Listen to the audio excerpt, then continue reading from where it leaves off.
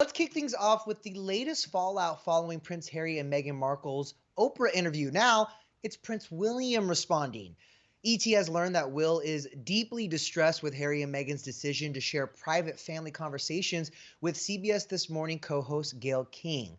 On Tuesday, Gayle revealed on the morning show that she chatted with Harry and Meghan following that interview with Oprah, and that Harry told her he had spoken with his brother and his father, Prince Charles, since the sit down aired earlier this month. Unfortunately, Gayle says the conversations didn't go as Meghan and Harry had hoped. Take a listen.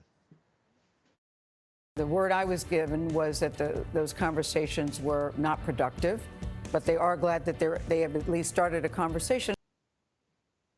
Well, we know, Denny, that starting a conversation is the first step, but get Absolutely. this. Gail says none of the royals have spoken to Meghan since the interview. Check it out. I think it's frustrating for them to see that it's a racial conversation about the royal family when all they wanted all along was for the royals to intervene and tell the press to stop with the unfair, inaccurate, false stories that definitely have a racial slant. And until you can acknowledge that, I think it's going to be hard to move forward. But they both want to move forward with this. And they both want, they want healing in this family. Yeah, and I think we all want that for that Yeah, family, you can't right? blame them. Yeah, you can't blame Right. them. Well, now, in addition to the racist allegations Meghan and Harry made against the royals during their interview, there's another thing our source says William is, quote, unhappy about. You'll remember Meghan also addressed the 2018 headlines claiming she made Kate Middleton cry during a bridesmaid dress fitting. She told Oprah it was actually the other way around, and Kate was the one who made her cry. According to our source, Will is not happy that Meghan dragged Kate into the interview, adding that he is, quote, fiercely protective of his wife. As for how the Queen is handling everything, our source says the whole situation has been, quote, very upsetting for her.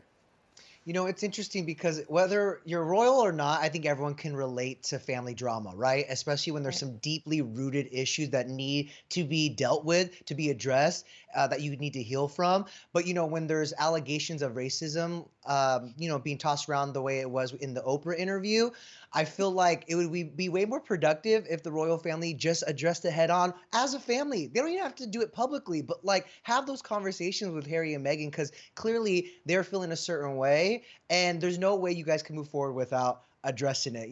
Instead they're getting defensive, it feels like. And it's Right. unfortunate. It seems like the things are kind of backfiring, if you will, for Meghan and Harry, considering that our source also said that they hoped their discussions with the royal family would be the beginning of a healing process. Any quick thoughts, Mel, before we move on? Well, I think that, as you mentioned, the royal family, to be honest, has an opportunity to be an example for other Yes. families. We're living in a weird time where there is division amongst families because there are some people in your family that might have certain Mm-hmm. views. And they could really step up and be the leaders that they are in this world and be an example. So we just have to wait and see Absolutely. how it all pans out. That's right. But one person who is healing, Prince Philip, the 99-year-old, returned home on Tuesday after a 28-day stay in the hospital where he underwent a procedure for a pre-existing heart condition. A source tells ET that he's in good spirits since returning home. And despite all the turmoil going on behind the scenes, the royals seem to be going about business as usual because we saw Prince William and Kate Middleton getting a little flirty in a new video celebrating St. Patrick's Day. Let's check it out.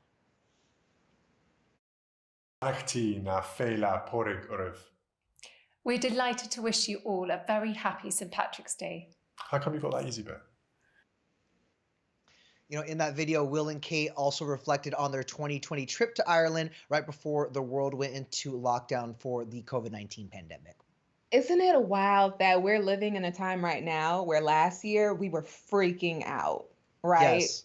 It In was, this day last year, we were freaking out. Absolutely. yeah, yeah. Well, meanwhile, Megan is also lending her voice to a good cause. The 39-year-old recently put her calligraphy skills to use for the SmartWorks charity, writing words of encouragement to women who are interviewing for jobs.